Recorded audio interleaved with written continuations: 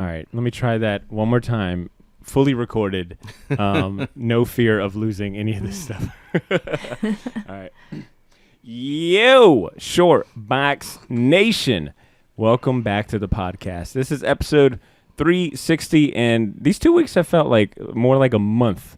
I actually started missing recording and whatnot, so glad to be back. And today we're talking about Sara from TKO Studios. This title was among the first wave of comics they ever released back in 2018, and is considered by some fans as one of their best bodies of work. It's done by best-selling writer Garth Ennis of Preacher and Boys fame, and drawn by Steve Epting, the same man who illustrated some of the best Captain America books out there, and colored by Elizabeth Brettweiser, a former art teacher turned highly respected painter and colorist in comics. Sara is a gripping war story inspired by true events and set in the cold winter of 1942. It follows a Soviet sniper named Sara and her comrades as they beat back the Nazi invaders during a brutal winter campaign on the World War II Eastern Front. If you're tuning in for the first time, welcome to the Short Box Nation. Well, I'm sorry. If you're tuning in for the first time, welcome to the Short Box Nation, comrade. You are now part of the best comic podcast in the 616. My name is Bader Milligan, and I'm joined by the rest of the Short Box crew today. In the studio with me is Edmund Danzar, a.k.a. the Edbot 5000 on social media. What's up, Ed? What's up? How you doing, man? Good. The hair's looking good. Ashley made a good point. Like, you got a lion's mane in the process. Oh, man. This humidity, though, it's like getting crazy. You have like a sweet Jerry curl, like Eazy-E. More like a poofy afro, I guess. All right, and then on mic number 2, calling in is published comic artist Ashley Lanny Hoy. What's up, Ashley? Hey, not much. Ashley, I realize that we don't credit you enough for being the only published comic book artist and creator on this show enough. Like I haven't milked that stone enough. That's all right. So when we go to Heroes Con, best believe I'm going to be riding your coattails, and I'll be like, no, I know Ashley Ashley knows all those people personally. Yeah. And as you may have noticed, listeners, Cesar couldn't join us today, but you can hear his usual brand of funny and smarts on our previous episode 359, which was our Mike and Laura Allred Spotlight episode. The same episode that was approved by the man himself, Mike Allred. That was awesome. Yeah, that was pretty sweet. He called it, and I quote here, possibly the most thorough and well-researched consolidated summary of our careers that he and his wife has ever heard, which means a lot to us. I want to go ahead and, you know what, I'm going to gloat a little bit. I'm going to give us a round of applause for that episode last week, and a big shout-outs and applause to Mike and Laura Allred. That was awesome that they took time to listen to that. On the day the episode dropped, too. What? Same Come day. on, man. You got to be there. Yeah. You got to be there when we drop these episodes on Wednesday. History normally happens. I won't say for every episode, but when it happens, it happens. Regardless, it meant a lot to us. So check out that episode if you haven't already. It sounds like everyone's doing pretty well. Like, has anyone done anything fun or exciting with these last 2 weeks off or to kick off the summer? Anything notable? Not at all. Nope. Actually, I think you said it best before I remembered to hit record. It's too fucking hot, to do anything fun. Anything. That's how hot it is right now in Florida, folks. It's so hot you don't even want to have fun, because the thought of having fun means motion, and that just means a swamp ass for the rest of the day. But I think we can all agree that, I know for me, some of the most fun I have during the summer is staying in the AC and recording episodes like this with you guys. So, oh, that's sweet. I'm on my nice tip today. We ain't got, we don't got Cesar causing a division amongst us, or calling me out for all my bullshit. So I'm feeling a little more comfortable today. But since we're on introductions, allow me to share 2 major announcements. All right. The first one is for my comic convention going friends. Heroes Con is taking place next weekend, June 24th through 26th in Charlotte, North Carolina. And I'll be hosting 2 panels with some big names in comics, big being a massive understatement. They are giants in the industry of comics. And you can definitely expect to hear those as standalone episodes in the near future. I'm hoping they actually announce the panel and the schedule here in the next days. Hopefully by the time this episode comes out, we'll have shared that on our social media. But regardless, if you're planning to attend Heroes Con, please reach out. Find me or Ashley or Drew at the show. We'll all be there, and come say hello. I'd like to meet some Charlotte. I'd like to meet some of our Short Box Nation listeners up in Charlotte. And for longtime fans of the show that get excited anytime they hear Walt on the show, or just enjoyed our Moon Knight review episodes and they want to hear more from Drew, guess what? I recorded an episode of the both of them last week, and it's available on our Patreon along with our Thor Comic Spotlight poll. So if you're an active Patreon subscriber, go enjoy that bonus episode and then tell us what Thor story you want us to spotlight in a future episode.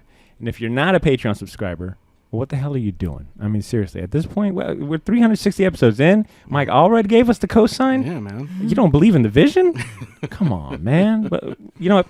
Maybe this will be the episode that you change your heart, right? If you're not a Patreon subscriber just yet, click the link at this episode's show notes and sign up to join the rest of the Short Box community, all right? You won't regret it. And not only that, if you do regret it, I'll give you back the money that you paid to listen to this episode, which was nothing. You get what you paid. All right, moving on to our main segment for this first half of the show.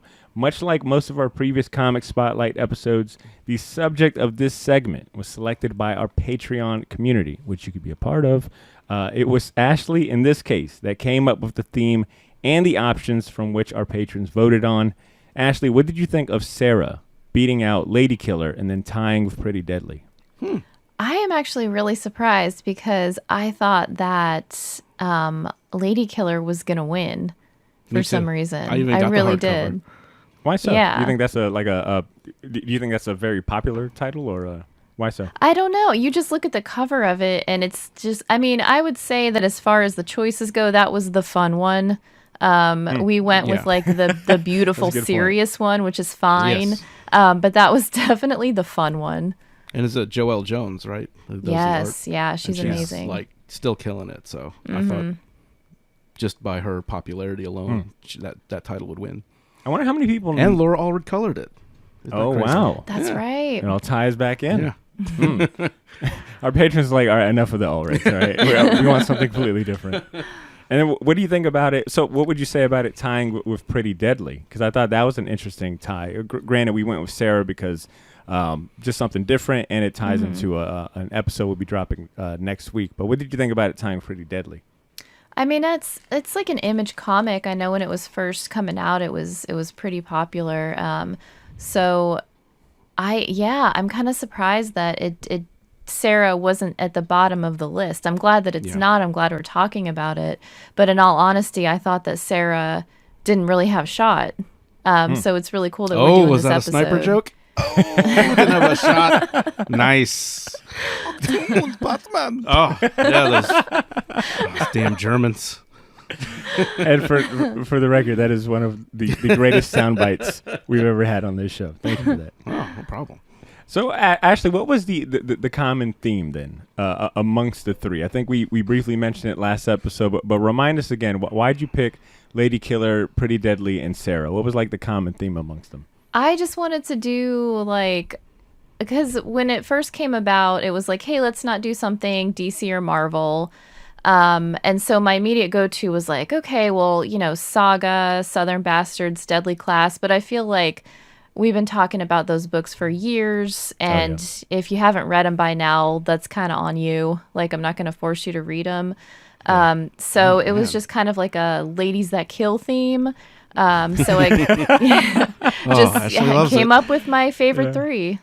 Women after Ashley's own heart. Women killing men. Yes, my favorite. I like that stern, like parental, like I'm not mad at you. I'm just disappointed you haven't read all the books we've been talking about. And for the record, Ashley's got a point. When it comes to the big and popular Image titles like Southern Bastards, Deadly Class, Saga. I mean, hell, the episode I recorded with Walt, that's 80% of our talk was just on Saga and Deadly Class. At this point, you could make a short box drinking game where it's like every time we mention Saga, take a shot. You'd probably be dead, in the first 10 minutes of any given episode. So I was happy to see such a diverse selection that you put together. So I do got to give you credit, Ashley, in thinking like outside the box and really picking some interesting titles. I appreciate it. I tried real hard. All right, but overall, I guess let me take a step back. Who was this? Anyone's first time reading it? I know this was personally my second time. Ashley, I'm assuming you've read all the titles that you put on your list. Yeah, I read this one after I think Ed championed it. Adam. No, was it Adam. Adam. Remember Adam Wallet? Oh, Adam. That guy? Was it? Okay. Oh man, it's like who? Wait, Actually, forgot him already. Wait, Ashley, he's dead to me. Did you forget? Did you forget Adam, or you just forgot that he championed it? No, I know a couple Adams. I just wasn't sure which one you were talking about. No, I remember. Could we be talking about on the podcast? No, I don't Adams have been remember on him. the show? I just remember someone championing it and seeing the cover and being like, "Oh, that looks awesome," and then I just like got it online. I wish Ashley would have been like, Adam. Is he still with Eve? You mean Adam and Eve? Adam and Eve. Nah, no way. No, I this is my first time reading it, and it's one of those books that I've been meaning to read. You know, a lot of it on. You know, I like Garth Ennis. I love his stuff, and it was just on the never-ending list of things to read. And Adam's Champion was definitely got the gears going because Adam was not just talking with him in the past. He wasn't a big Garth Ennis fan, or at least Garth Ennis's, more crazier, outlandish works. So when he actually recommended a Garth Ennis book, it's like, oh, okay. Because we've had like a debate about him with like, Preacher and the Boys and things, and like how he's, just the shock value he uses and kind of the outlandish, panels and imagery and themes. But the fact that he championed this, and like I said, it's been getting praise, and I like him already, and it's just this kind of, kicked me in the butt to finally read it. Is it safe to say Ed is the short box historian of the group? We got Ashley as HR, Ed as historian, and then me and C got to figure it out. Ed has troublemakers. Ed has a much better memory than I do. Yeah, like, for sure. I didn't even remember Adam. Much less the guy that we were podcasting with for like 5 years. May have been before you were on the show, though, to be fair. No way. Sara came out like 2019. 18, 19. Maybe not. Which now I got to kind of challenge. I wonder if, I think that was probably me that championed it. I'm like 99% sure because I had interviewed Z-Chun and then really got into what they were doing at TKO Studios. So that might have been me. Adam, if you listen, which I don't think he does, give us email us. Yeah, tell us. Know. You remember the email, right, Adam? Well, actually, how did this sit with you for a second time, for a revisit? How'd that go? It was awesome. And knowing that there were other people reading it at the same time as me, and that, we were going to get to talk about it, it kind of makes it more exciting. You know what I mean? Book club. It's a book club. Yeah, it's like a book club. Oh, well, short box book club. I like that. I let our patrons know. I feel like in advance, and I don't know how many of them actually like. I feel like a lot of them are just like, well, I'll just let the short box read it, and then that'll be enough. I just want to hear the. I want the comedy behind it, which is all good. It's why we're here for, man. But I'll say this, which is why we're here. But I will say you should check out this title, especially this one, for yourself. But yeah, check out TKO in general. They're doing some cool stuff. For sure. I'll say I like this even more reading it a second time. I remember the first time I was just so enthralled by the by TKO and the concept, and them having like someone like Garth Ennis and Steve Epting working together. Like I was really enthralled with the art, especially because I feel like this is some of Steve Epting's best work. And then you've got Elizabeth Breitweiser? Breitweiser, yeah, I think so. Breitweiser doing the color, and her colors are just phenomenal in this. Like it's a match made in heaven with Steve Epting and Breitweiser together. But every page feels like so professional, and that was something that stood out the first time I read it, was how much of a solid product TKO was already putting out. Yeah, and being such a brand new publisher at the time, it was like, wow, they've got two, 3 giant professionals working together. This feels like top quality stuff. It doesn't feel phoned in at all. Yeah, and I was listening to an interview with Garth Ennis, and they basically, TKO kind of set this team together. Garth Ennis didn't pick, people with them. So that's a pretty interesting thing. Yeah. I will say, I think the only disconnect I had with it, even on my second go, which reflected a little bit of the first go, I felt like that the first time I read it, I was still trying to there was just something like a disconnect between me and the characters and their story. This second reread, I felt I felt like I had a better connection with the characters. And sometimes you got to just go back to a comic a second time to really get the nuances and have that attachment once you've kind of laid the groundwork. And I feel like the second time reading it, I really kind of got a better connection and understanding of like the motives and the different characters. Yeah, the first flashback kind of threw me off too because I wasn't expecting it, and it didn't really. Say like 3 years earlier, or Good like point. It's like very seamless. Yeah, like because the flashbacks to Sarah's past and her initial beginnings as a sniper is a little like boom right here. We're not going to even give you any type of like transition. Yeah, that's like a very nitpicky thing, but for sure. You get it. But it's like I'm just comic language always has that. Either it's in a slightly kind of maybe not color. A sepia tone or different color shade over it, or they put like X amount of years earlier or this year, and then okay, we're flashing back now. But yeah, like I said, it's just seamless, but it works. It still works for sure. Strong comic. Let's talk about some of the themes and topics that are explored in this comic, because I believe it's a 6-issue miniseries. So and I know I read it all in almost like one sitting. But as far as the themes and topics explored, some of the ones that I've got noted down is obviously war. The whole story is set during World War II. Soviet Russia in Soviet Russia, or German invaded Soviet Russia. Mm-hmm. I've got nationalism because you're dealing with Soviet Russia and these this particular group, and Sara and her comrades all kind of dealing with the fact that that is just the culture in Russia, right? Like communism. So, and then dealing with like their sense of nationalism and blind loyalty. I've got equality and sexism in the armed forces, because you see a lot of interactions between, Sara and her female comrades with the rest of the male-dominated, army that they're in, and their interactions and how they get treated and seen. Was there any other themes or topics that you guys picked up on? That, and you can see like the kind of the propaganda of war, like that one officer that was like the PR officer. Yeah, it was almost like the PR officer, and basically when they posted the story about them overtaking the tank and how they like that's not what happened. Yeah, how they smudged the facts. They smudged the facts, and even on the other side where they basically, in this story they kind of made all 7 women like this one red bitch, the red bitch of like this boogeyman sniper that the Russians had to kind of basically inspire the German side. So there's a lot of that, and the like the cost of war on someone's like humanity, just how it affects people. You see like Sara, who's almost robotic, super professional, like a Terminator, just go in, I work by myself, scoping out when she's like looking at all the soldiers, like, okay, I have to wait here, who's this guy, what's his rank, if I do this,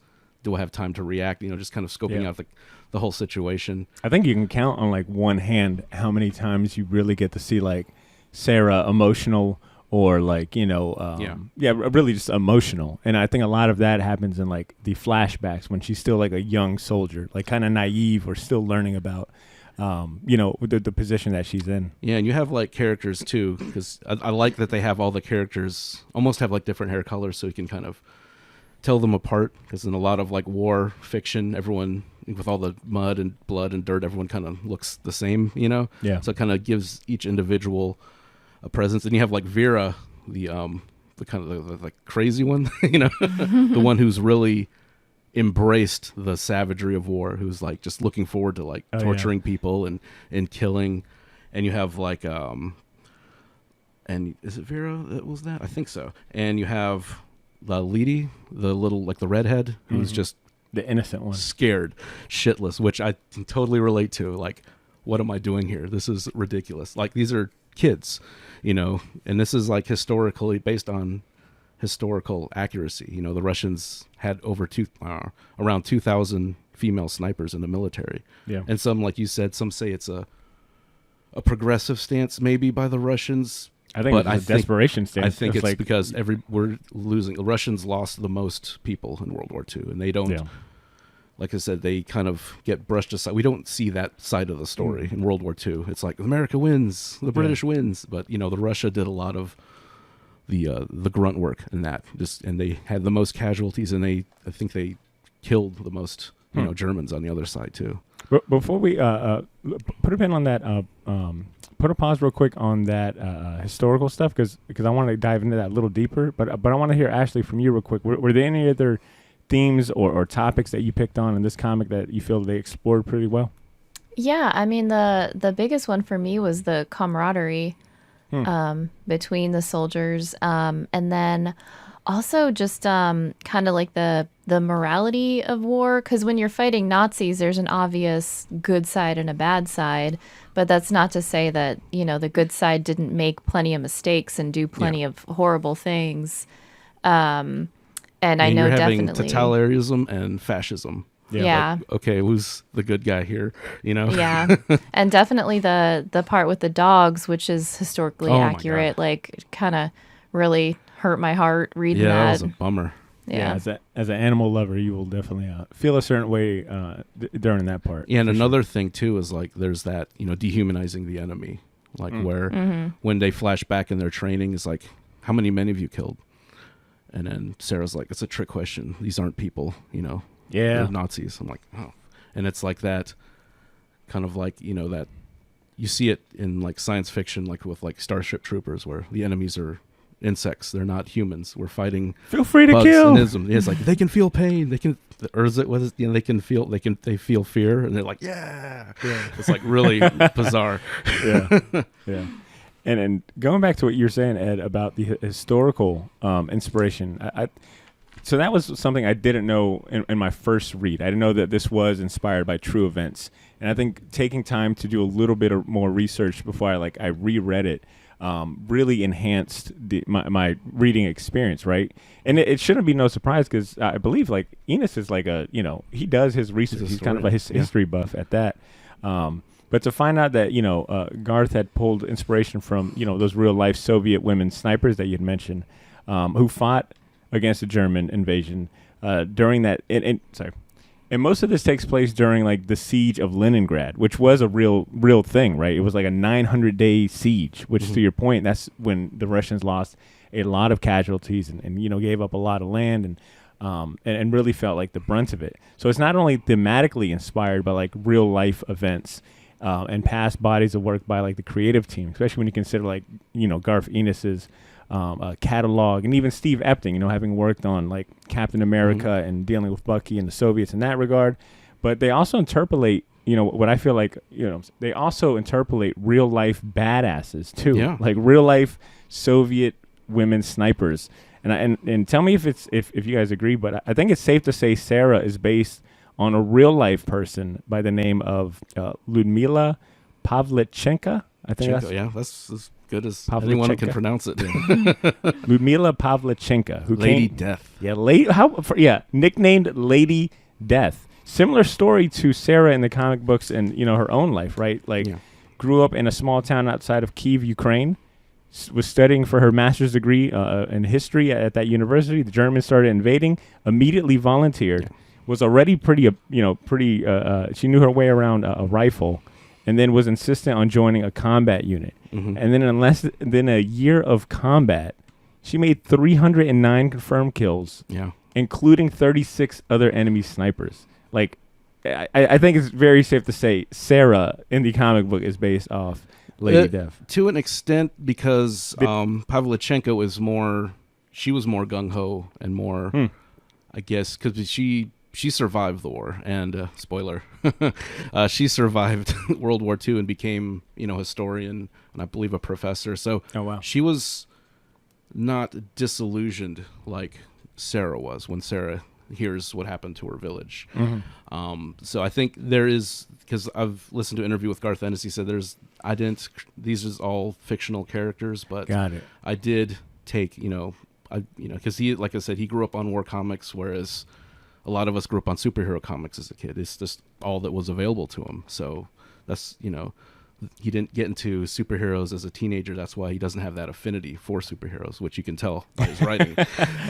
He's just, but he was like and then like I said, he always studied, even as a kid, he would study war. So that's why when you read his war comics and you read his more superhero stuff, you can see the thematic changes in like the restraint is kept in the he has more reverence for the subject matter. Good point.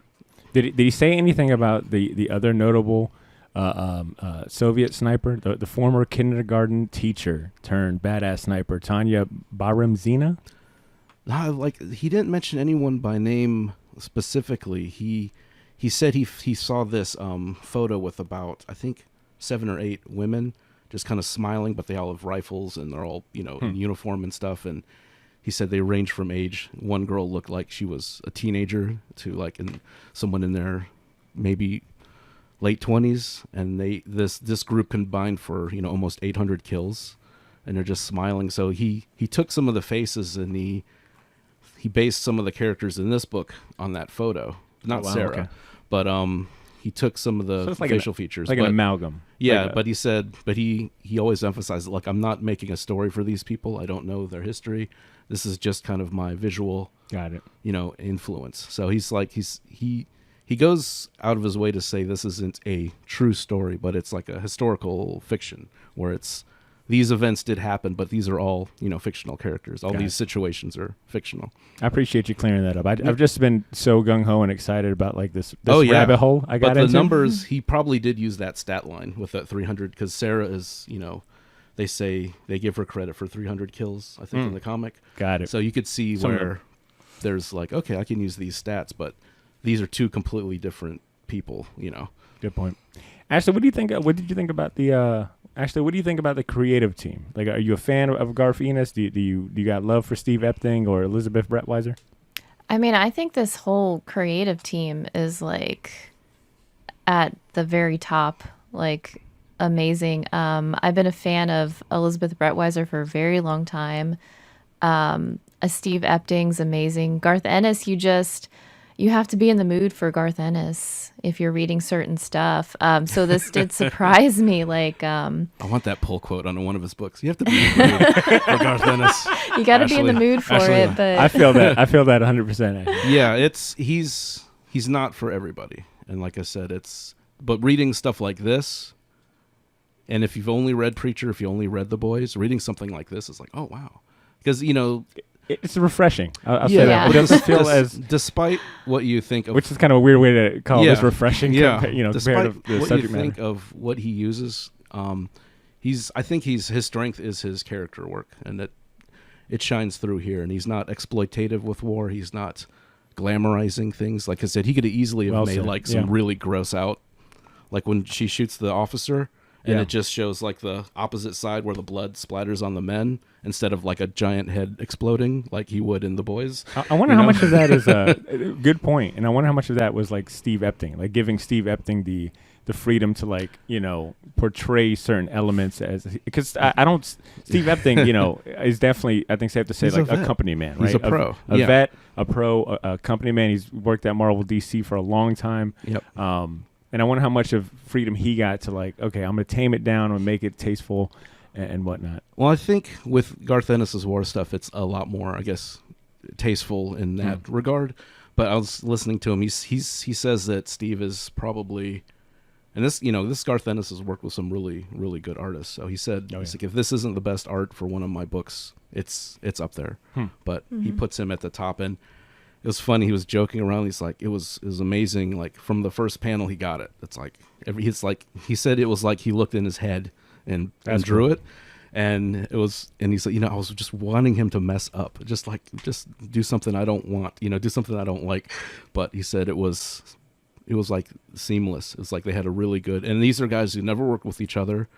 This isn't someone that Garth Ennis picked, and with someone with his clout, he could pick anybody, especially if TKO recruited him because they wanted, to make a splash with those big names with that first wave of books. Yeah. So it's like, it's I like what Ashley you said about them, they're this trio, right? Like to me, I felt like they found a balance. Like there was balance across like the pencils never like overpowered. I'm sorry, the colors never overpowered like the pencil work, and the story never got, the dialogue and the story I felt never got in the way of like confusing me or whatever it is. But I felt like all three of them, Ennis, Epting and Brett Weiser were firing on all cylinders. And when you consider that, and I also would say, like, it sounds like even Enos agrees that, like, it felt like all three of them were at the top of their game for this project. And when you consider how far along they are in their careers, I think that's saying something. Yeah, it's like I said, even with, with her color work, it's still, subdued. It's not over the top. It's a lot of white, a lot of white, and like, but she does really good. The colors, I think, really set the mood. Like when they're even in those quiet moments when they're around the dinner table in the cabin, and it's just like almost like it's by candlelight. There's a lot of shadow, and it's kind of that orangish, glow.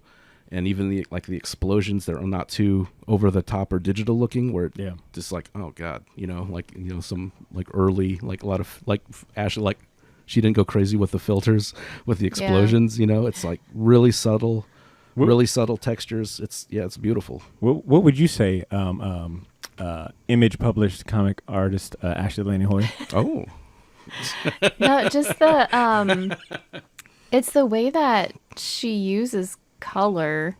Like she'll have like blue highlights or green highlights and like throw these like pinks and purples in there, and it's just, I don't know, like she paints. I feel like she doesn't just color, because I've seen a lot of people color a comic panel. I feel like she paints a comic panel.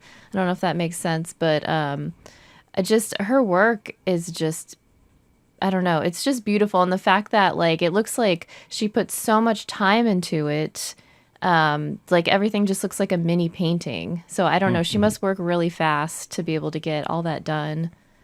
I think when you combine all of that, what you just said, with Steve Epting's like exceptional draftsmanship, like solid, figures, and just the way he's able to compose like certain panels and draw full figures, like almost at all times, like no matter the size of the panel, it felt like he always tried to fill in that space of like his characters just have weight to them. They feel like they jump off the page, and they look like people. They're not crazy looking. They look like regular people you would see anywhere. And there was a minute where I was like, man, I feel like I haven't seen any, like the range of expressions in this comic book have been real limited. And I was like, man, I haven't seen a lot of different facial expressions. But then I was like, well, fucking duh, Otter. Like they're in the middle of of war in Russia of all places during the winter. Yeah. And I think he captures like the setting is like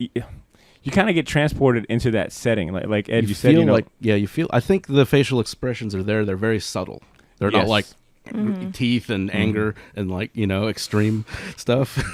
Like there's I've always heard like Russians are very stoic people. Like they're not very expressive, and reading this, you definitely get the vibe of like they've got, at least these characters have a lot of pent up emotions, and they have excellent control over their emotions. You feel like a tension, even though you're in kind of you're out in like the field, out in the woods, but you feel that almost claustrophobic and tension, like when you're in that cabin with like six of those people. And I think, and the subject matter too, right? Like we're following this group of all female snipers.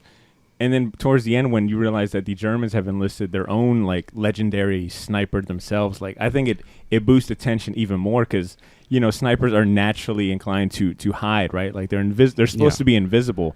And I think excellent word, tension was felt throughout. And that's the thing too, is like it's funny because they fall for the same trick that they used because while they were making like their German, this boogeyman, like leaving shell casings where he was and just kind of like taunting them, they're thinking this is one guy, one awesome guy, when it could be like them, 7 people working as a team, because they basically took all their credit, because when they gave her that name, they basically, it's like, well, this is all even though Sara is the top of that group, it's like they're kind of falling for that same trick. It's like, well, we were thinking this is one person, but it's actually a team of people. Well, I like what you brought up in regards to this. One of the themes being like propaganda, like the propaganda machine at work, like how important that is, not only for like building morale and belief among its citizens, right? Like you use propaganda to make your citizens like really believe in the war and back it, but also how important it is like internally with the soldiers, right? Like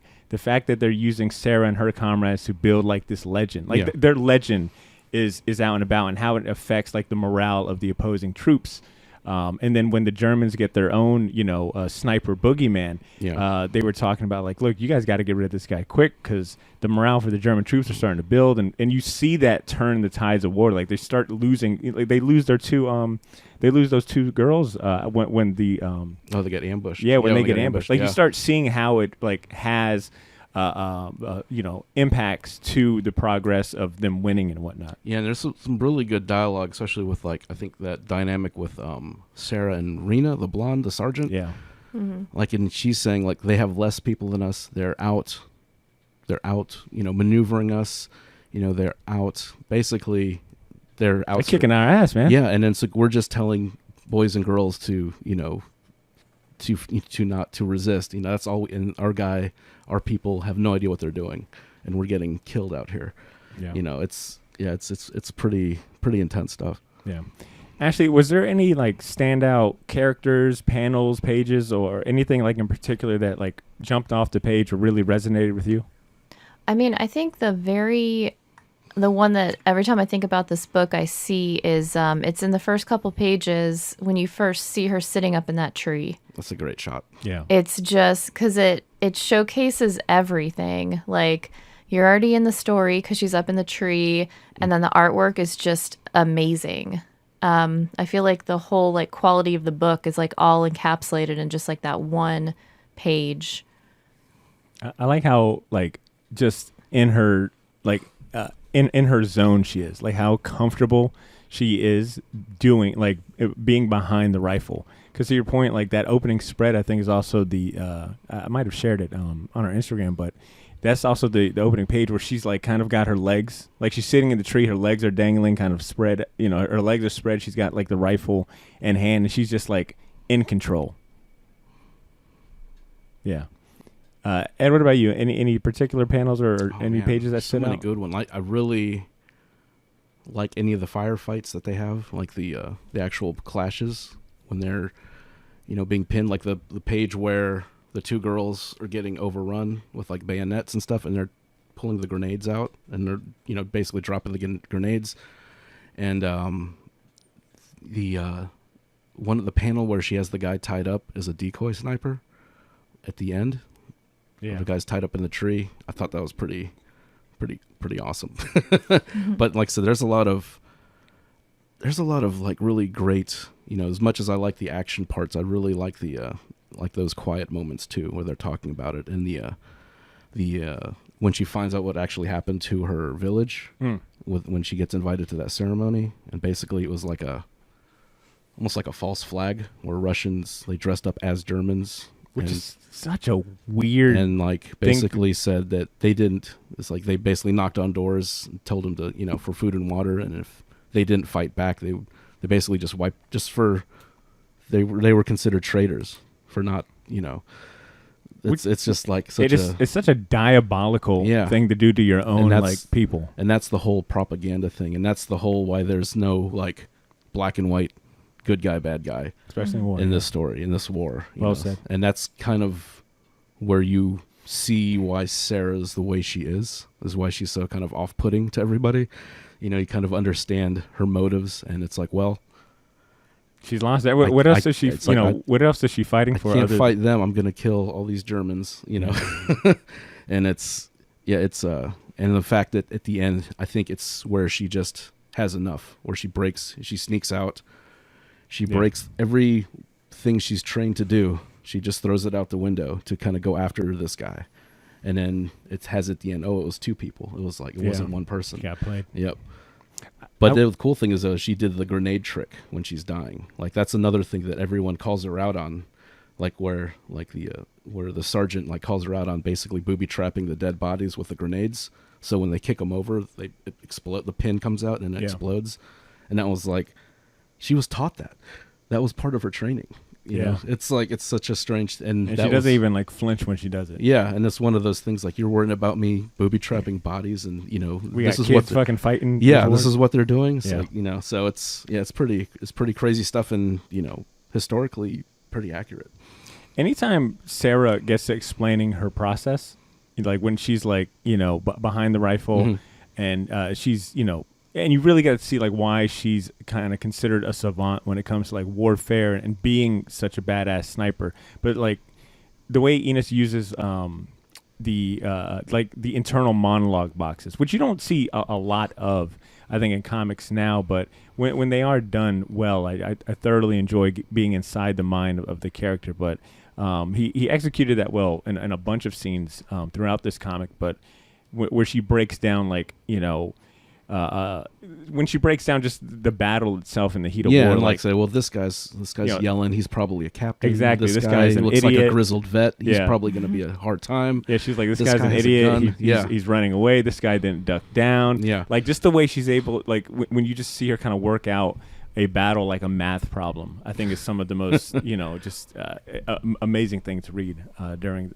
It's some of the best stuff to see played throughout this comic book. But Ed, to your point, outside of like, and I don't feel like the battles are huge and like big blockbuster epics and splash pages. Like it's done in a very tasteful way, and I feel like it doesn't linger too long on it. And some of the best scenes are those quiet character moments where you see like the characters interact and kind of like get kind of philosophical, and specifically when they lose their two comrades.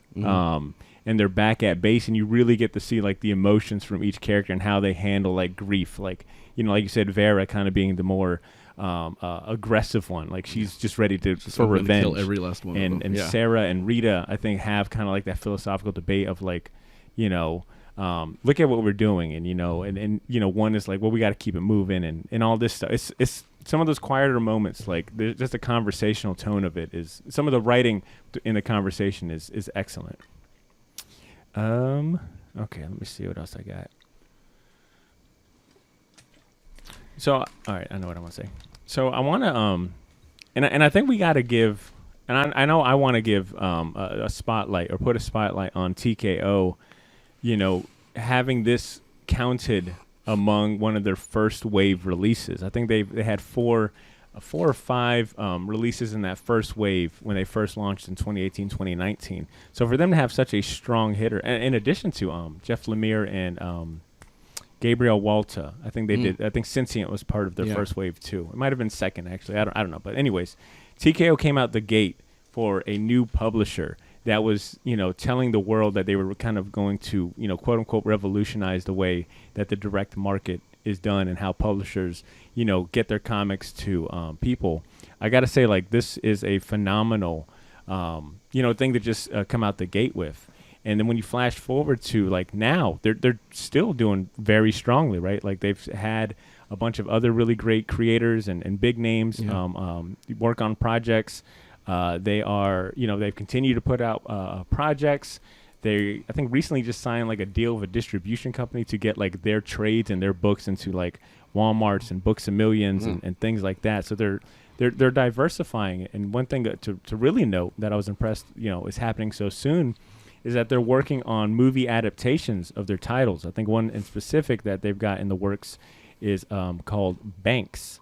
And it is a story of a family of successful thieves in Chicago. It's originally done by Roxane Gay and art by Ming Doyle, which got me thinking how much longer do we have to wait before Sara potentially gets picked up for like a movie or an adaptation? Because I think it's maybe not right now considering the state of the world and, situations going on.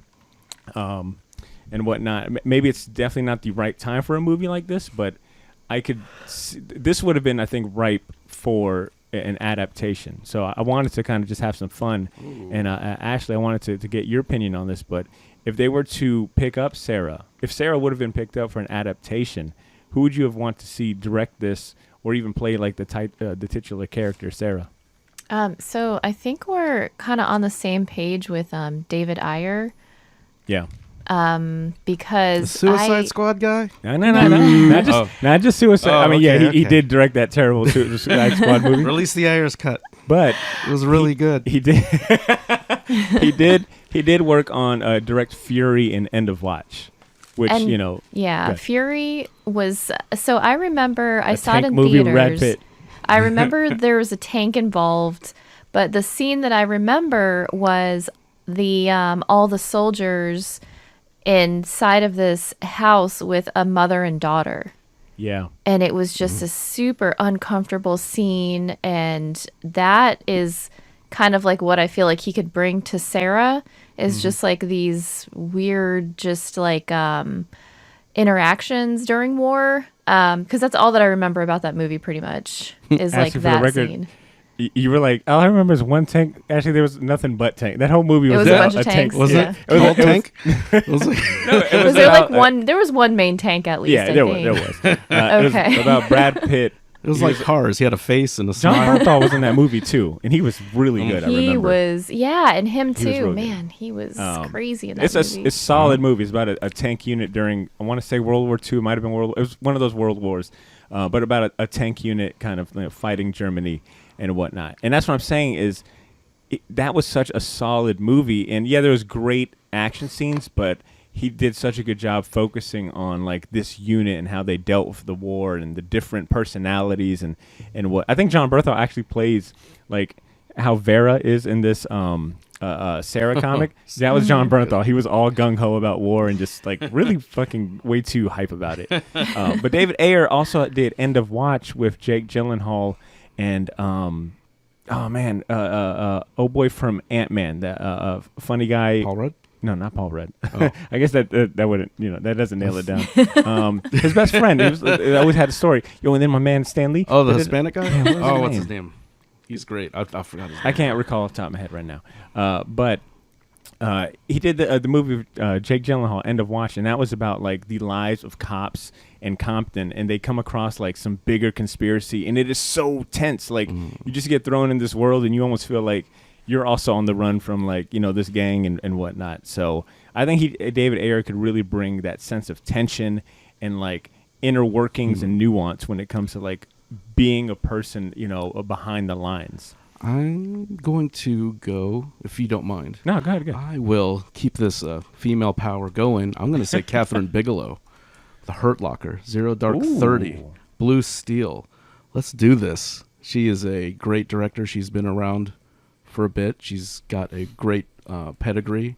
She beat her ex-husband James Cameron for Best Director, which was pretty awesome. Okay. But I think having her perspective, and she's a good director of action. It's not just a female thing, but like I said, she's done war movies. She's done, like I said, Blue Steel, female cop revenge movie. So I mean, this is I think this would solid. be perfect. No, that's solid. Perfect that's for good. her. And I would like it to be a series. I don't think we can do this in one movie. Okay. I Fair want enough. 6 episodes at least. All right. So we've got our director down. Who's playing Sara? Ashley, how about you kick us off? My vote is Florence Pugh, for sure. Ooh. I can already see it. That's a good one. Black Widow? Or what widow is she? Is she Black Widow? She's She's the another sister. Black Widow, right? Oh, she's a sister. Yeah.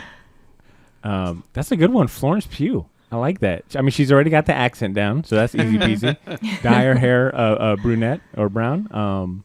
She can fight. Good She's point. good. Well, she doesn't really need to fight. She just needs to hold a gun, but You're still. Right. So I've I always cheat when it comes to these things. So I had if they were to age these characters up, that is one thing. Like it would still have to be a relatively young cast, I think, to get the point across. These are young college students and young women that got drafted in the war. So I really would love to see like Charlize Theron. Oh. I would love to see Charlize Theron in this movie in some way. But if that's not possible, I think fucking Elizabeth Olsen or Emilia Clarke could play Sara. Okay. That's not bad. Actually, they I didn't think flinch they're at all. still, so I all don't these know. women are like nearing 40 years old. I got young women, Yeah, if I I can guess. recommend them. I almost How said about- Jennifer Lawrence, but I was like, I don't really want to watch another movie with Jennifer Lawrence. She's Personally. still mad Personally. about Mystique. But Elizabeth Olsen, I think could do it, right? Like once again, she's got the accent down. She's used to like action movies, and she just got. I think like her eyes would really carry, like would be able to get that point across of like this, that sentimental and get you in the mind. But Edward, about you? Gonna go with Anya Taylor-Joy. I was going to say that I feel like it's almost a cheat code. You think so? Was it magic?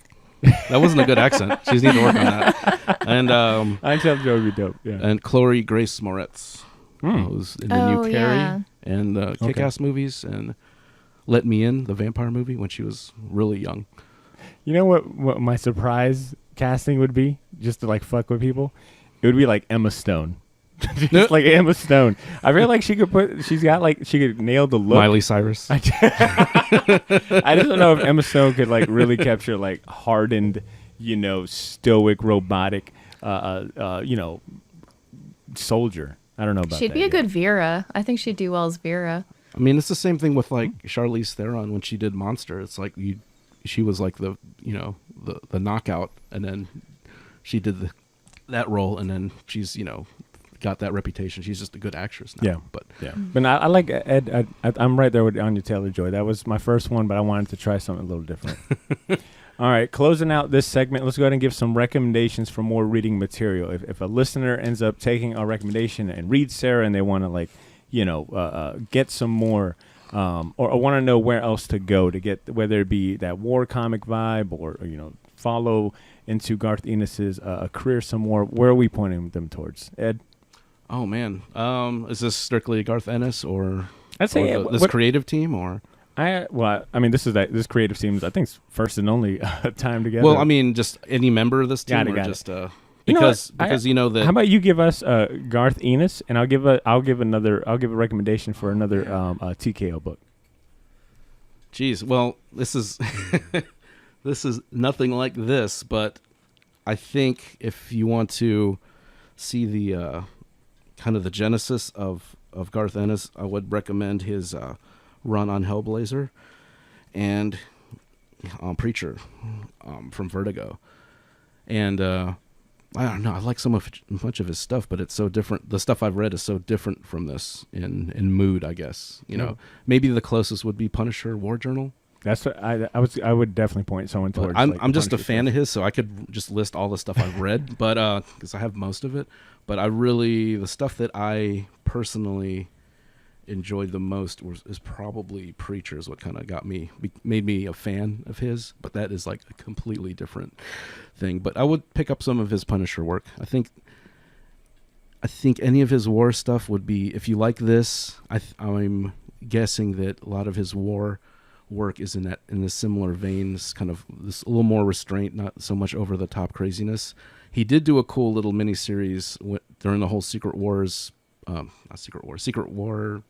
when they did the Battle World thing. Series. He did a cool little thing called Where Monsters Dwell, which is like a cool kind of pulpy Indiana Jones-ish, type of thing, which is different, and that was a pretty fun 2-issue series. Good stuff.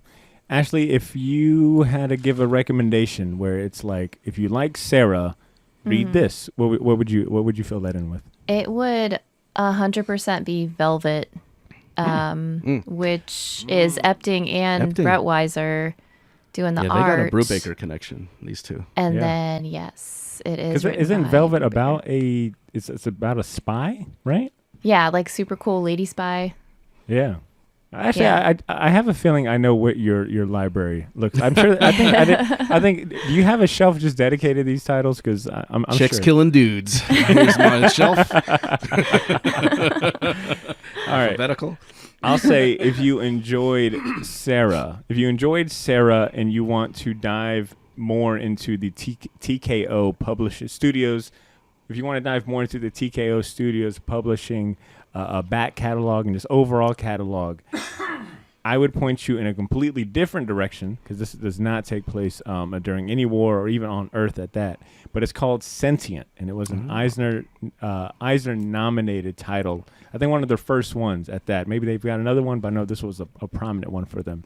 It's written by Jeff Lemire, art by Gabriel Walta, and it's about an onboard ship's AI named Valerie that has to help these group of kids survive space after all of their parents are killed in an attack. A stupendous TKO, a stupendous offering from TKO, and like I said, if they continue to keep putting out these very solid bodies of work with these huge name artists, I mean, I think they'll if not saying they aren't, but I think they'll be a force to be reckoned with in a major way in the next couple of years. So check out Sentient if you enjoyed Sara and you want to support TKO or dive more into their offerings.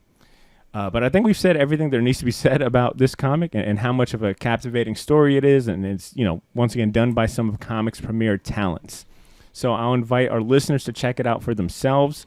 You can order Sara directly from the publisher at tkopresents.com, or you can get the trade from Amazon. I think that was kind of the beauty of TKO in the beginning, and even to this day, actually, their whole kind of MO was that you can buy all of their you don't have to wait for their comics. All of their comics are binge in a binge format, whether you prefer trades, single issues, really or cool. digital. You can buy them they come out simultaneously. Yeah, and if you get like the 6 issues, you get like a kind of like a little slipcase, so you can put it on your bookshelf. They So come in a badass it's really box cool. set. And at least I just got this one trade, and I think they do it for all of them, but the trades are a little bit bigger too, so that definitely ups the impact of the It's story. a good incentive. That's the way I went, because it's not like the same size as the Treasury edition, but it's like big it's like enough in to where you're between like the two. Yeah, exactly. So whatever you prefer format, check out Sara for yourself.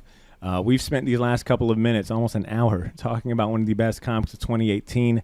Now let's talk about some of the best comics coming out next month. It's time to grab a fistful of comics. You can either have a mouthful of teeth or a fistful of comics. Fistful of Comics is the part of the show dedicated to all you Wednesday warriors who loyally frequent your local comic shops every week, as well as newbies looking for a little help and direction on how to spend your hard-earned cash on only the best new titles. This segment is brought to you by Ben Kingsbury, owner of Gotham City Limit, Jacksonville's premier shop for comics, toys, collectibles, and more. If you're new to the show, every week Ben curates a list of top 3 new comics coming out next month, worthy of your time and money. So let's go ahead and cue up the music and see what he's got for us today. All right. This first one is an anthology-style comic coming out from speaking about new upstart publishers, this one is coming out from Artist Elite. It's called Artist Elite Presents #1, and you'll recognize some familiar names as far as artists and writers go that are all in this one issue here, but I'll let Ben tell you all about this one. All right, let's see if it'll actually play this time.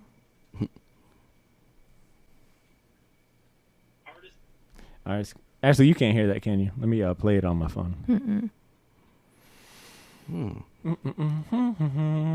Okay, here we go. Let's see if it'll actually play.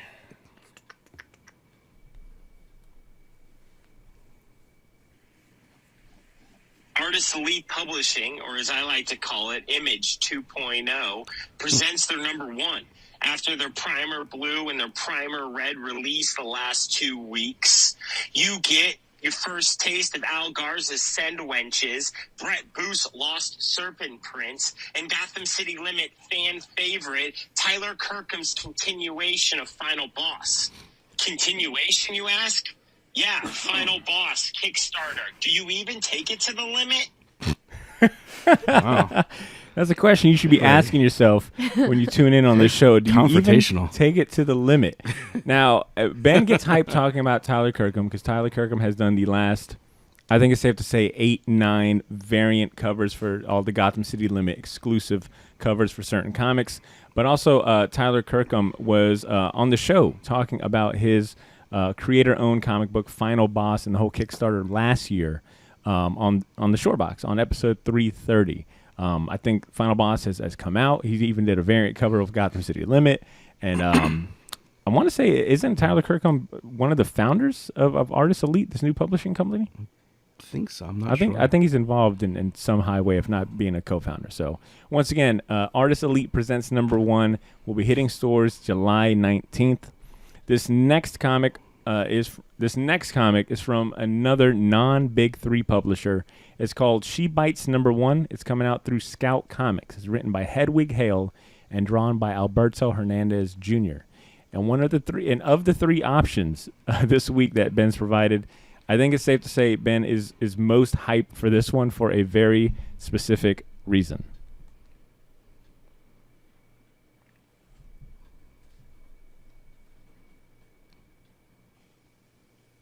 She Bites #1 by Scout Comics. 134-year-old vampire trapped inside a 9-year-old body with authority issues. Sounds like a cool story. But this is my FOC pick for one reason. Hedwig Hale. That's the writer. Either Hedwig said, you know what, my name's awesome, I'm keeping it, or changed his pen name to Hedwig, which is an even better story, the one I'm going with in my head. Hedwig, you rock. Go She Bites. Who knew that? Wow. Who knew that band was such a enthusiastic, not only Harry Potter fan, but a fucking Hedwig fan? Hedwig and the Angry Inch. Has anyone seen that? No, I have I know not. what that Okay. is, though. Okay. Yeah, I was like, I didn't know that was an actual. Never heard that name before outside of that. Imagine Ben meeting this Hedwig Hale in a Hedwig convention and just losing his cool. fucking shit. Having him sign like a Hedwig plushie, and the dude's like, I don't even know what this is. My mom just named me that. All right. All right. Last but not least on Ben's list, this one also arrives July 20th, and it's the first issue of Marvel's next big summer comic event. Let's go ahead and let Ben take it away.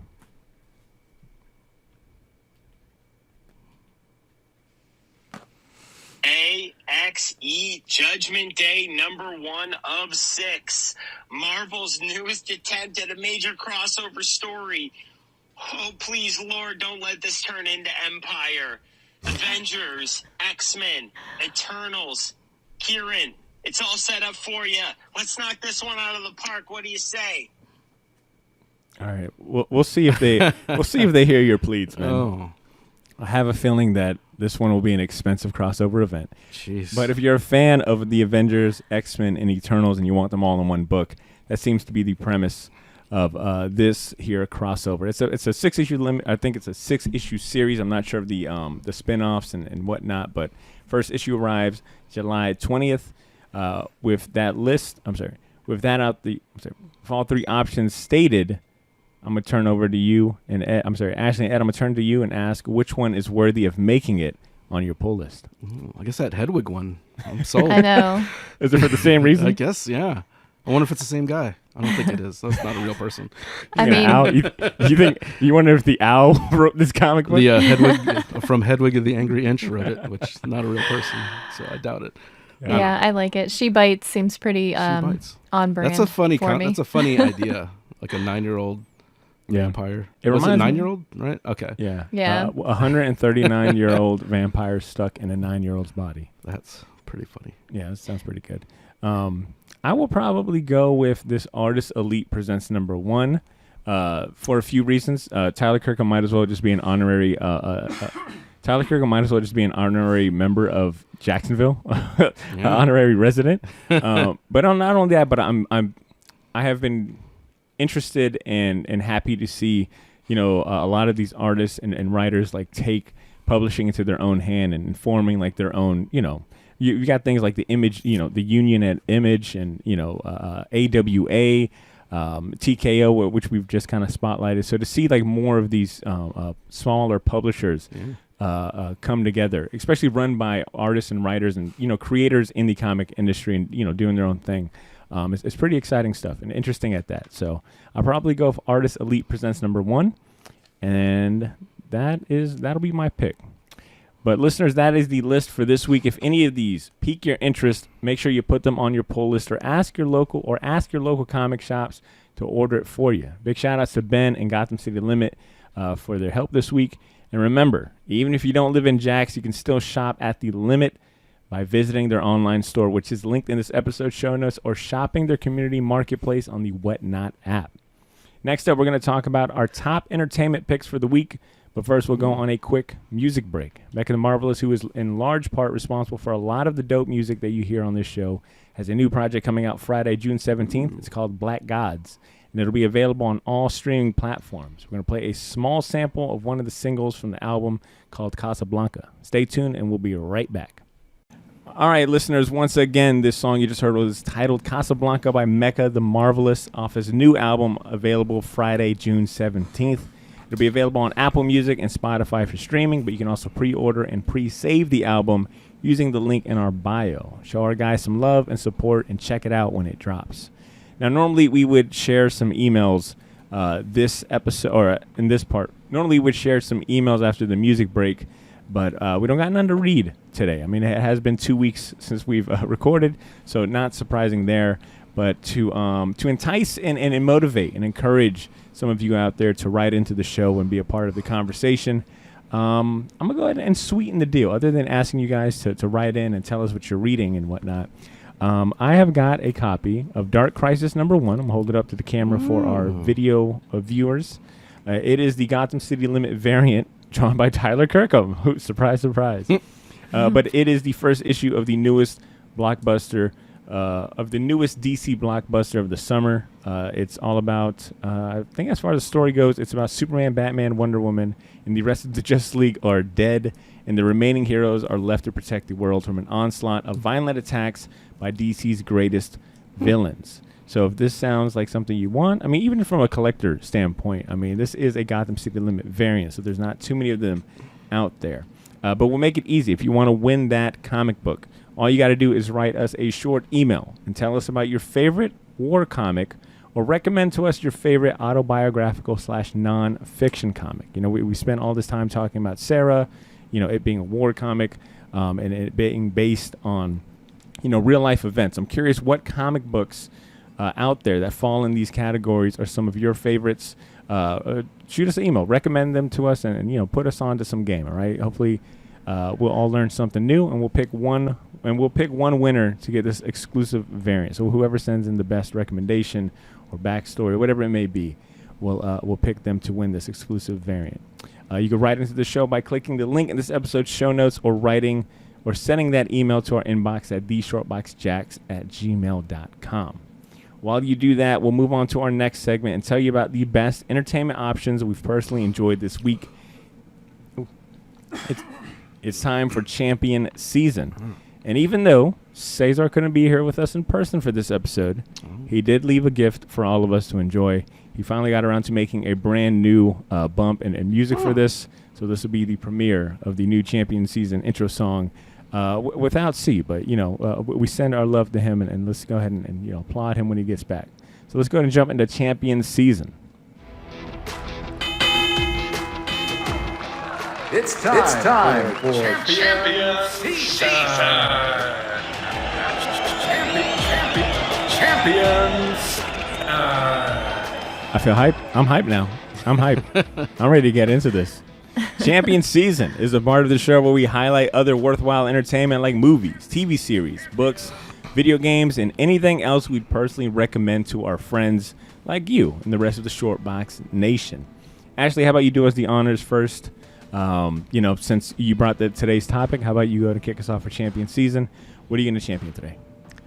So I've got two HBO's We Own the City just wrapped up. John Bernthal plays a corrupt Baltimore police officer, and it's all based on true events, and it is just super, super disturbing. Isn't this done by the Wire guy?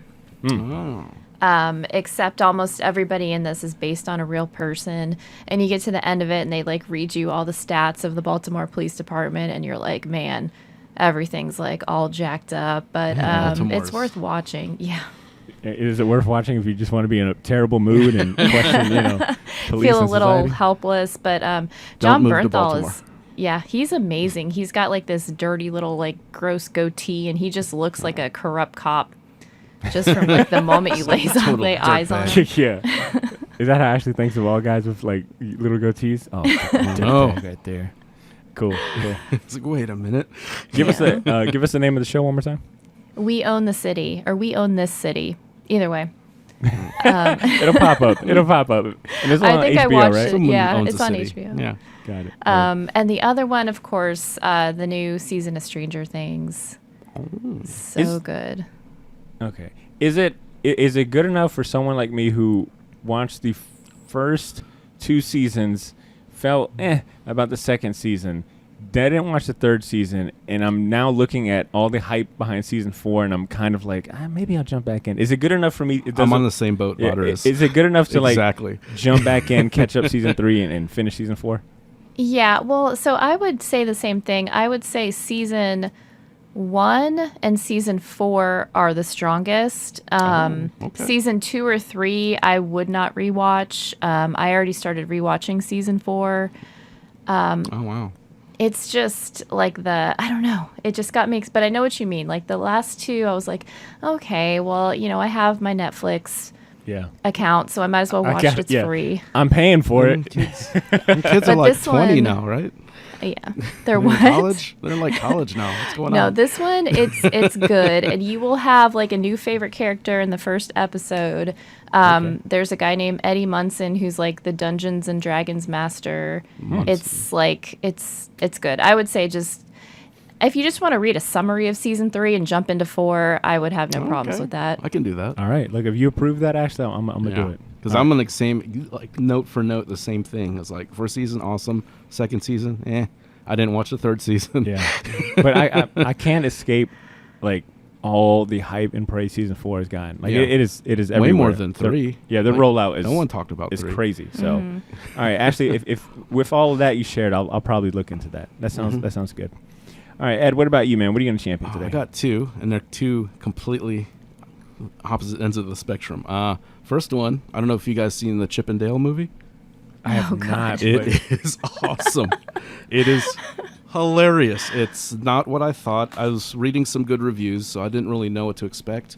But it is, if you like Roger Rabbit, Who Framed Roger Rabbit. So it's basically you have like 2D animated elements, 3D elements with live action, and it doesn't look horrible. They even make fun of like the technology, and they make fun of themselves a lot, like Disney and stuff. So they even have like the ugly Sonic before they changed the way he looks at like a convention at a table, and they're just staring at his teeth. It's like, and then like, and like Dale got like a basically why he's CGI. There's an operation. He got like a CGI operation. So Chip is still 2D animated, but Dale is like CGI.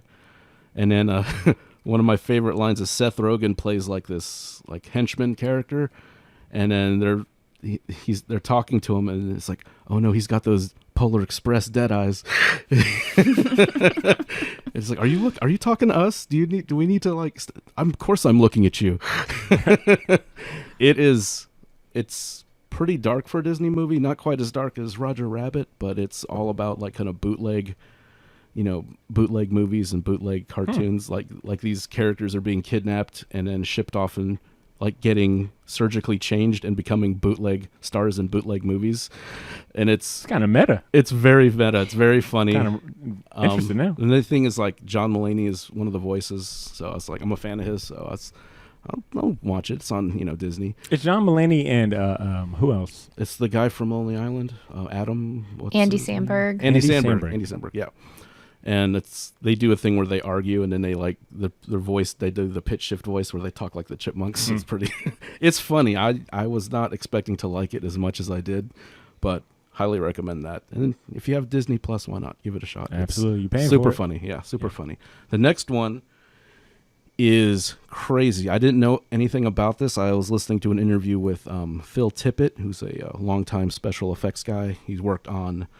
He did a lot of the models on Star Wars, and, did some of the stuff on, Jurassic Park, Piranha, movies like that throughout the 80s and present. But he's been working on this project in his off time for 30 years called Mad God. And it's been doing the theater circuit. I watched it on some nefarious means online. Thank you, Reddit. But it will be on Shudder June 16th, so everyone will have access to it. It's this really creepy stop animation. Everything, all the sets are real. All the effects are practical.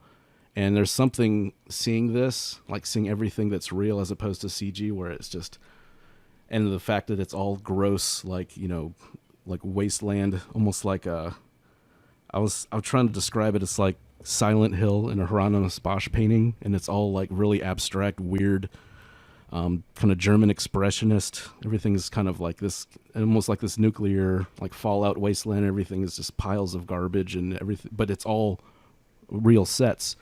And in the interview, you said, it took us, some of the sets took a year to even make. So like just seeing the visuals of this is amazing. It's bleak. It's not a fun movie to watch.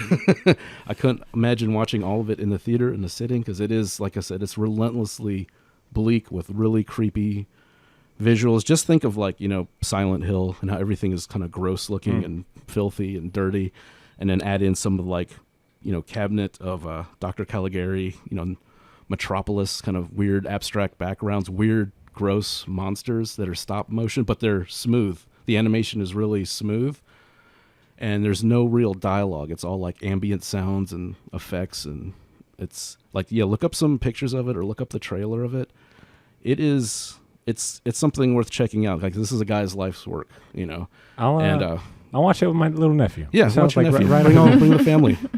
Gather around the TV. This is also a prime champion for Cesar to be here with, because I could hear him drooling at the mouth. I know he doesn't listen because he lives the show, but if he does hear this or pass the message along, I'll probably shoot him a trailer and see if he's heard of this. Go. But it is pretty spectacular to see. It's if they make a physical copy of this, I will definitely get it. But yeah, just to see like how even today with the technology we have, just seeing how stop animation looks with all these practical backgrounds and effects. The fire is real fire. The lightning is lighting effects. The clouds are, they're, special effects. Everything's a tangible object in there. So it's really cool to see. Sounds interesting. All right. With that said, I'll go ahead and share mine. Mine are, I am going a different route from my usual comic books or podcast or whatnot. This is more of a physical thing, more of an experience at that. Like I told you guys at the beginning, for the last 2 weeks, I've been going to conferences in Orlando. So we used that opportunity to hit up some of the theme parks. And I got to ride some pretty badass rides. So I want to champion 2 rides in particular down there in Disney and whatnot. The first one being a brand new ride that actually opened up on May 27th, so a few weeks ago, and it's the new Guardians of the Galaxy Cosmic Rewind ride. It was amazing, and that is an understatement. It's one of the largest fully enclosed coasters in the world, and it's the first reverse launch on a Disney coaster, meaning that it shoots you fucking fast as hell backwards, like in the first 5 minutes. It rotates 360 degrees so you can see everything, and it's got a story, of course. Like, you start by touring a planetarium that showcases like the planet Xandar, so like the Nova homeworld, and then you end up meeting like different Novas along the way. One of them being played by Terry Crews. Terry Crews' big ass head just shows up on the screen, and he's supposed to be like this ambassador of the Xandors, and he's trying to take you up on his ship, but then a celestial interrupts the tour and ends up like kidnapping the Earth, like the whole Earth, and is sending it back in time. The Guardians show up, and you have to help them chase down the celestial through time and space to save Earth. So a lot of the ride is in like pitch black. You're supposed to be in space, so like they've got like the lights that replicate like certain stars, and they've got these giant planets just floating, and you're fucking the ride takes you like all around these planets, and it just feels like you were traveling through space. Like the amount of, and I am not a coaster guy. I get motion sickness very easily, so this ride fucked me up. For starters, it fucked me up. Like the backward, everyone kept talking about it being a reverse launch, and I was like, I don't think it really dawned on me how a reverse launch will mess up someone who gets motion sickness so easily. But it was especially if you can't see where you're going. Yeah, you don't see a good bit of where you're going. But then like it'll flip you 360 and you're like orbiting this planet, and then it shoots you like, and it makes you feel like you're traveling through space the way the lights like kind of flicker. So is this like a next level, like the Spider-Man thing in Islands of Adventure? Man, still one of my favorite rides of all time. Is it kind of like that, but kind of? Yeah, it's like an interactive. Yeah, you see like a screen, and then but there's practical stuff. It's like there was a giant screen to showcase the Celestial and some of like the time warp, but it's a lot more. That one's more of a dark ride, so you're in that stationary and you're following a track. This one is more of a roller coaster meets that. So a lot of like those visual elements, and it telling you and taking you through a story, but a lot more twists and turns and rotations. Amazing ride. Full disclosure, it's one of those busy ass rides that you gotta sign up for a virtual queue and give them your social security and promise like your firstborn. Like you gotta like Blythe had to wake up at the crack of dawn to get us an opportunity. So they don't do fast passes anymore for this, or Dude, they've got some very complicated, more system. expensive fast pass. Yeah, some very complicated system, but so That's worth wild. it. And it's at Epcot too, which is which personally, as an old dude, as an older guy at this point, Epcot is more of my steam. Eating Just food hang all out day here and drink beers from different countries. exactly, and eating. But the fact that they have this ride at Epcot, I think, increases the it increases the appeal of Epcot. They're like, we need more people to go to Epcot. Yeah.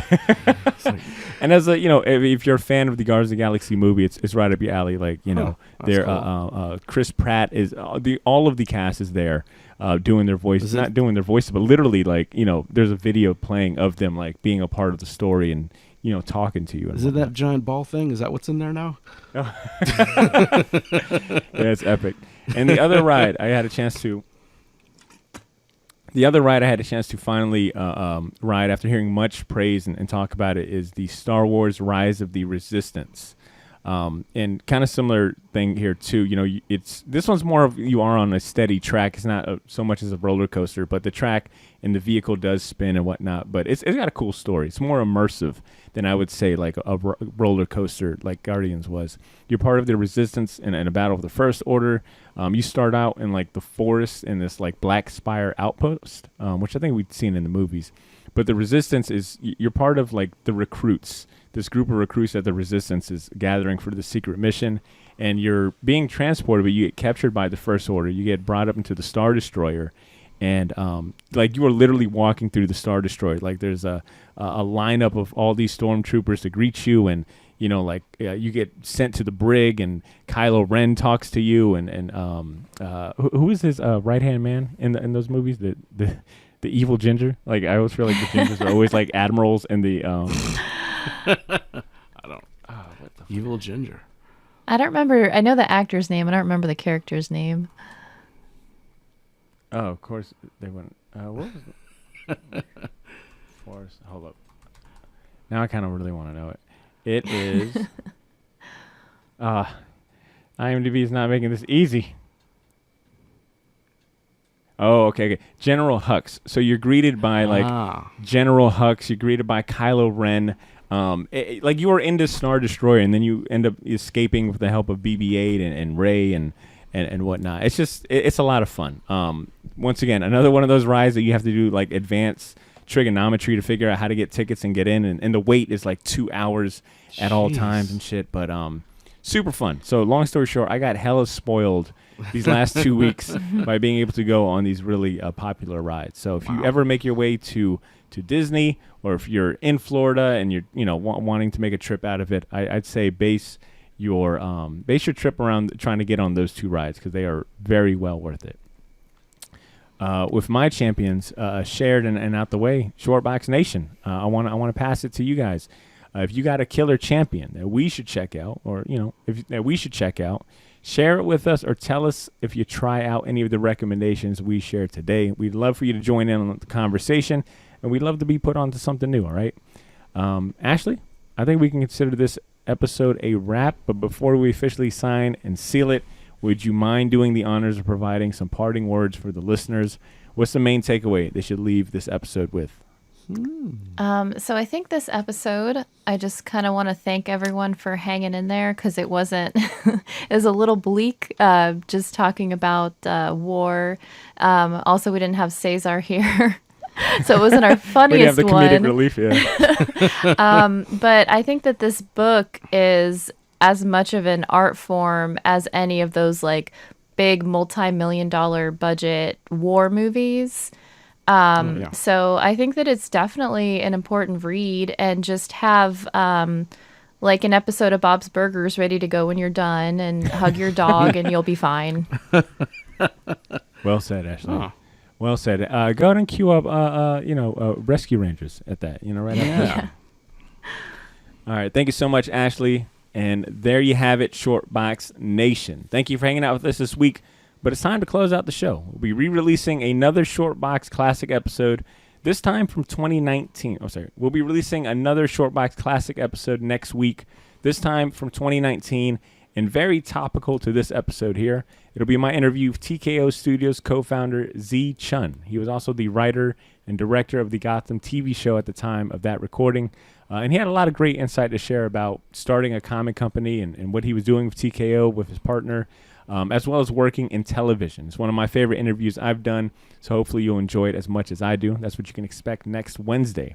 But if you want some fresh content from us in the meantime, head over to our Patreon community at patreon.com/theshortbox, or just use the link in this episode's show notes and sign up for as little as $1.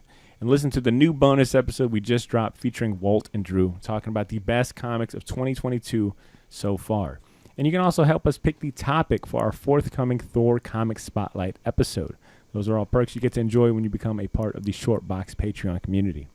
And if you're going to be at Heroes Con in Charlotte, North Carolina later this month, let me know, or attend one of the 2 panels I'll be hosting. I'm hoping by the time this episode comes out, the official schedule will be posted. But I'd love to meet you or anyone else from the Shortbox Nation in person. Did I mention that that Image published comic artist Ashley Lanny Hoy will also be at Heroes Con with me as well? So come say hello to Ashley. At the very least, come say hello to Ashley. Get an autograph from Ashley, right? She loves giving autographs. In the meantime, follow the Shortbox Nation on Instagram and Twitter if you aren't following us already. And most importantly, take care of yourselves. Have a great day, and please continue to make mine and yours Shortbox. We'll talk to you soon. Peace. All right, good stuff. Like I said, next week we'll do Young Justice. That one should go pretty quickly. It is Father's Day next Sunday at that too. So can we watch that on YouTube? Is that where? Oh shit! Where the fuck is Young? Let me go ahead and hit stop recording real quick. That way, Ashley, it'll.